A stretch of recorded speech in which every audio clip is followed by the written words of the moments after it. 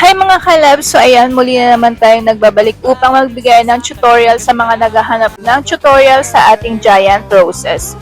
So ayan, papakita ko dito sa inyo kung paano yung naging process ko, paano ko to ginawa. Mag-start na tayo! Ang ating first layer, ang bawat petals niya ay magkakailangan ng 4 pieces na fuzzy wire. So, kailangan mo munang i-fold yung dalawa para masundan mo kung saan yung pinakagitna at doon mo rin unang i-twist or iikot yung unang fuzzy wire. Then, side by side yung natirang dalawa naman. Then, sundan nyo lang kung paano ko siya ginawa. Ayan, ganyan lang siya. And, make sure nyo na malinis yung pagkakapantay-pantay niya bago nyo i-lock. Then, ayan, si-fold-fold na lang din ako dyan. And mamaya-maya makikita nyo na rin yung magiging result niyan kung paano yung magiging itsura ng first layer petals natin. So, sa first layer natin is kailangan lang natin ng 3 petals. So, ang magiging equivalent niyan is kailangan natin ng 12 pieces fuzzy wire. And ayan na, yan ang ating first layer. Sa ating second layer naman is kailangan natin ng 4 pieces petals. So sa ating second layer, kailangan natin ng 8 pieces bawat petals. So, kailangan mong magkaroon ng 32 pieces sa ating second layer petals. So, ang bawat petals niya ay may katumbas na 8 pieces. So, ayan, ganyan, ikot-ikot lang ulit. Alam nyo na yan kung paano ang gagawing technique dyan. Yan, ganyan lang siya. Madali lang talaga gawin ang mga giant roses. Talagang dun lang tayo nagkakatalo kung paano natin bubuin. Kasi yung iba nahihirapan, lalo na sa pag-fold ng petals. Pero ayan, madali lang siya. Mas madali pa talaga siyang gawin kaysa sa mga fillers. Alam nyo yan. So ayan, ganyan. Yung sobra aking pinuputol. So ayan, 4 na end. Charan! Ganyan na yung magiging itsura ng second layer natin. So, punta tayo sa pangatlo. So, sa third layer naman natin is kailangan natin ng 55 pieces na fuzzy wire. So, kailangan natin ng 5 sets na nakatumbas ng 11 fuzzy wire bawat petals. Yes po, tama yung narinig nyo. Bawat petals is kailangan ng 11 pieces na fuzzy wire. And yung aking pinagdugtong dyan, yan yung magiging kabitan ng ating naiwan na 9 pieces na fuzzy wire. So, alam nyo na ulit ko ang technique kung paano ang paglagay ng fuzzy wire. Ayan, ikot-ikot lang. And ito pala yung tip ko. Dahil dyan is 9 pieces na yung kailangan nating iikot. Kung saan yung pinakagitna ng pinagdugtungan natin ng fuzzy wire, doon natin ilalagay yung pinakauna. And yung side by side na, yung naiwan na 8 pieces para mas balance yung maging itsura niya. And sa pagganyan, sa pagkuha ko is magiging 9 pieces yung bawat side. Ayan, ganyan. Talagang ginaganyan ko siya para mag-forma, maganda talaga yung pagkakaroon ng forma ng ating petals. Ayan. So, bale sa ating third layer, ulitin ko lang, kailangan natin ng 5 petals. Sundan nyo lang yung naging process ko. Hindi yan sobrang mahirap. Madali lang yan. Kailangan lang pag-aralan talagang mabuti. And, ayan. So, ganyan na yung naging itsura niya. Diba? Ang ganda kahit ganun pa lang. And, ayan. Ganyan talaga yung ginagawa ko. Yan na yung technique ko. So, dako tayo sa pinaka-last part, ang ating fourth layer. Sa ating fourth layer, kailangan natin ng 84 pieces na fuzzy wire. So, 6 na pirasong petals ang kailangan natin gawin na kailangan ng 14 pieces bawat petal. So, ayan na naman tayo sa dugtong-dugtong.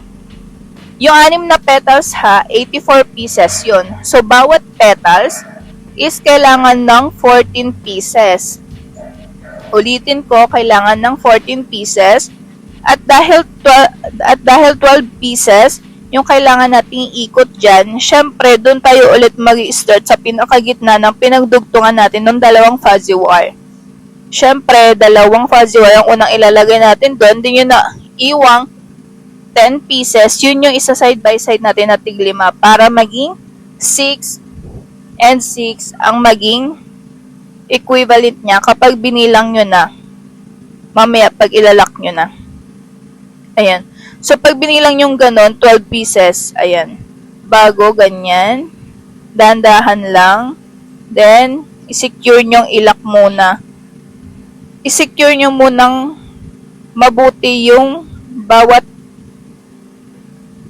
petals na ilalak nyo. Kailangan is maayos talaga siya para sa best result ng ating petals. So, yan, ganyan lang ulit. Ganyan, paulit-ulit lang yung process niyan.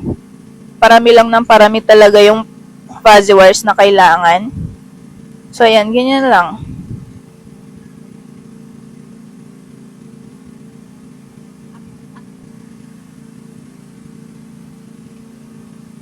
And sa part na to is kailangan na natin gumawa ng kanyang mga dahon.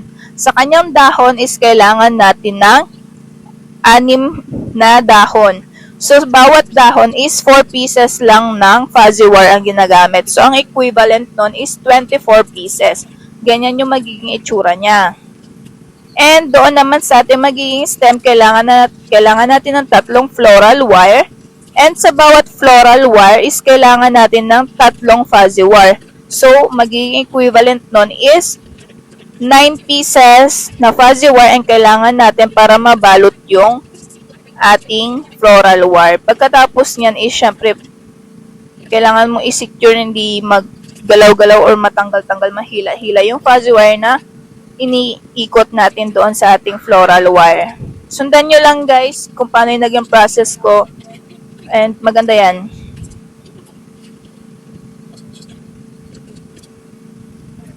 And sa part na yan guys, kailangan ko muna siyang lagyan ng glue stick and pagdikitin yung 3. Kasi yan nga yung magiging stem natin. So yan, nag-start na ako. And guys, dito kailangan nyo panoorin kung paano ko dinikit yung ating mga petals. So ayan, ganyan. Sundan nyo lang siya guys, promise. Kapag talagang pinag-aralan nyo, makukuha nyo rin talaga yung technique ko kung paano ko ginagawa yung aking giant rose.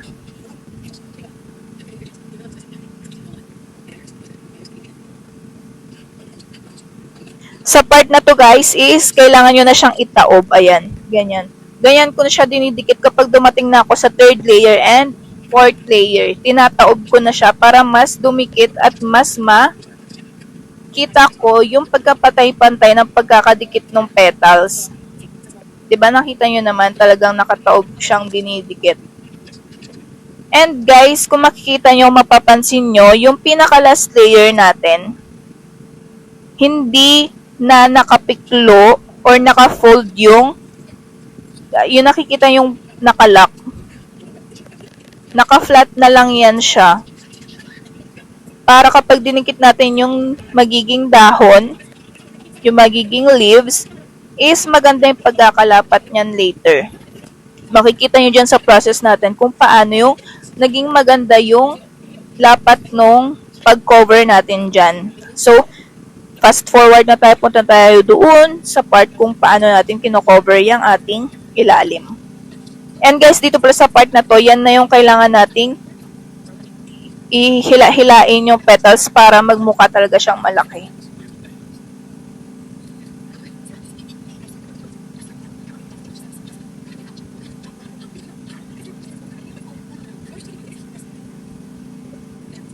And sa part na to guys, ito naman is kailangan natin ng 10 pieces fuzzy wire. Yan na yung sinasabi ko na ipang-cover natin dyan sa ilalim para hindi makita yung chismis ng ating pagdikit ng mga petals at saka leaves ng ating giant rose.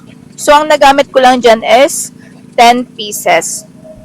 Pero depende sa inyo kung gusto nyo ibalot hanggang pinakadulo. Siguro makakagamit kayo ng 15 pieces. Pero sa akin, 10 pieces lang. Okay na yun. Ayan. Ganyan lang din yung naging process ko kung paano ko binalot yung pinakailalim para hindi makita yung chismis. Pa-fast forward na ulit ako. Panoorin nyo lang kung paano ko siya dinikit at naging patient sa pagdikit-dikit kahit napasok-pasok na.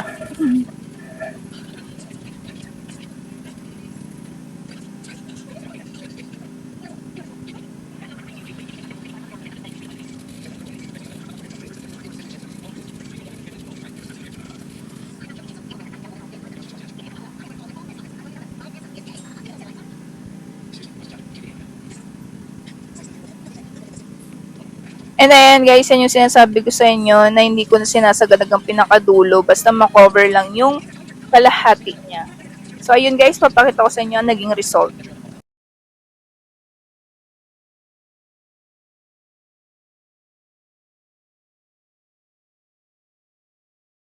Buksan mo, papasukin ako.